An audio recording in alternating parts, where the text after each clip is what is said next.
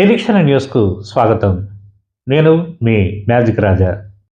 Ramagundam municipal corporation 43వ డివిజన్కు చెందిన auto driver చిగురు మధు తీవ్ర అనారోగ్యంతో పక్షవాతం బారిన పడి ఆర్థిక ఇబ్బందులు ఎదుర్కొంటున్న విషయం తెలుసుకున్న బీఆర్ఎస్ రాష్ట్ర నాయకులు వ్యాళ్ల హరీష్ రెడ్డి సోమవారం మధును పరామర్శించి తన ఫౌండేషన్ తరపున 10,000 రూపాయల చెక్కును అందజేశారు. ఆటో డ్రైవర్లు కార్మికుల సమస్యలపై ఎల్లప్పుడూ అండగా ఉంటానని ఆయన హామీ ఇచ్చారు. కాంగ్రెస్ ప్రభుత్వం పేదవారికి చేయూతనివ్వడంలో విఫలమైందని విమర్శించారు.